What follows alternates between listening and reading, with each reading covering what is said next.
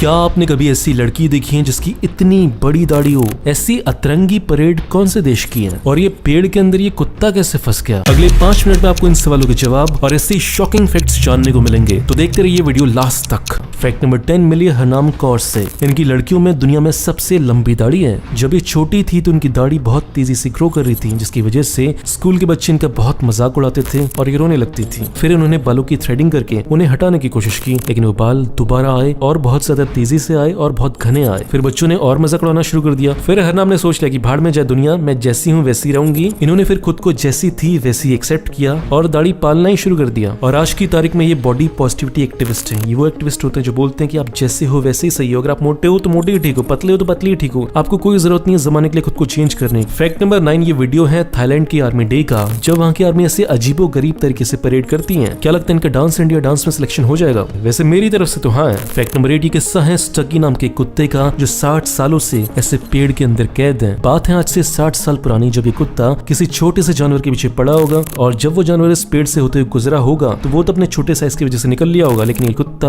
उस पेड़ के अंदर हमेशा के लिए कैद हो गया। वहाँ पर वो बहुत दिनों तक भूख की वजह से तड़पा होगा, फिर उसकी मौत हो गई होगी। और फिर इसके 60 साल के बाद जब लोग उस पेड़ को काटने के लिए आए तब उन्हें इस कुत्ते की बॉडी मिली। और आज भी ये कुत्ता इस पेड़ के अंदर ही है, जॉर्जिया के म्यूजियम में रखा हुआ है। फैक्ट नंबर 7 अगर मैं आपसे कहूँ कि एक पायलट ने, क्योंकि उसकी लैंडिंग सही से नहीं हो रही थी, तो इसलिए उसने एक न्यूक्लियर बम आसमान से फेंक दिया, तो क्या आप विश्वास करोगे? ऐसा ही हुआ था। साल था 1958। यूएसए की एयरफोर्स ट्रेनिंग कर रही थी और इसी ट्रेनिंग के दौरान उनके 2 एयरक्राफ्ट आपस में टकरा गए और उसी में से B-47 एयरक्राफ्ट पर मौजूद थे मेजर हॉवर्ड। और प्लेन का वेट ज्यादा होने की वजह से वो सही से लैंडिंग नहीं कर पा रहे थे। तो फिर प्लेन को हल्का करने के लिए उन्होंने क्या किया, एक 4 टन का न्यूक्लियर बम नीचे फेंक दिया। बहुत ही बढ़िया। फिर इसके बाद प्लेन तो सेफली लैंड हो गया, लेकिन वो 4 टन का बम अटलांटिक ओशन में कहीं गुम हो गया। इसके बाद बहुत सारी कोशिशें की गई कि उस बम को ढूंढा जा सके, लेकिन वो बम आज तक नहीं मिल पाया। कोई दिक्कत वाली बात नहीं, जिस दिन फटेगा उस दिन पता चल जाएगा। फैक्ट नंबर 6 क्या आपने कभी सोचा है कि जो चींटियां हैं वो जो पेड़ के सामने खड़ी होती होंगी तो उन्हें कैसा लगता होगा? अगर वही चीज फील करना चाहते हो तो जा सकते हैं यूएसए के कैलिफोर्निया में बेस्ड सिकोया नेशनल पार्क में। इस पार्क में दुनिया के सबसे बड़े बड़े पेड़ पाए जाते हैं और इतने पुराने पेड़ जो आज से 2000-3000 साल पुराने हैं। इनके सामने खड़े होकर ऐसा लगता है कि जैसे हम किसी दूसरे ग्रह पर आ चुके हैं। फैक्ट नंबर 5 ये किस्सा बहुत इंटरेस्टिंग है। बात है वर्ल्ड वॉर 2 की। तब नीदरलैंड का एक शिप था जो इंडोनेशिया के जावा में फंसा हुआ था और उसे जाना था ऑस्ट्रेलिया। लेकिन एक बहुत बड़ी प्रॉब्लम थी कि जो जापान के एयरक्राफ्ट थे वो आसमान में घूम रहे थे, उनसे बचना इम्पॉसिबल था। फिर इसके बाद नीदरलैंड की आर्मी ने एक ऐसी ट्रिक निकाली जो बहुत एपिक थी। उन्होंने अपने पूरे शिप को एक आइलैंड में कन्वर्ट कर दिया। कैसे? शिप में मौजूद 45 लोगों ने बड़े बड़े पेड़ काटे, बड़ी बड़ी लकड़ियां काटी और उसको शिप के ऊपर रख दिया, जिससे आसमान से देखने पर यह लगता था कि नीचे कोई आइलैंड है। तो ये लोग दिन के टाइम क्या करते थे कि किसी आइलैंड से जाकर चिपक जाते थे, जिससे होता यह था कि जब जापान की एयरफोर्स ऊपर से देखती थी तो उन्हें लगता था कि ये तो आइलैंड है, शिप कहाँ पे? दिन में वो ऐसा करते थे और फिर वो रात को ट्रेवल करते थे। और इस चीज में उनकी मदद हो पाई इंडोनेशिया के 18,000 आइलैंड की वजह से। हाँ, इंडोनेशिया के पास 18,000 आइलैंड्स हैं। तो ऐसे धीरे धीरे करके रोज ट्रेवल करते रहे और वो टोटल 8 दिन के बाद जावा से ऑस्ट्रेलिया पहुंच गए। फैक्ट नंबर 4 हम जो थम्स अप करते हैं इसकी शुरुआत कैसे हुई थी? इसके पीछे इंटरेस्टिंग कहानी है। बात है आज से 2000 साल पुरानी एंशिएंट रोम की। तब वहां पर बड़े बड़े स्टेडियम्स के बीच में ग्लैडिएटर्स लड़ाई करते थे।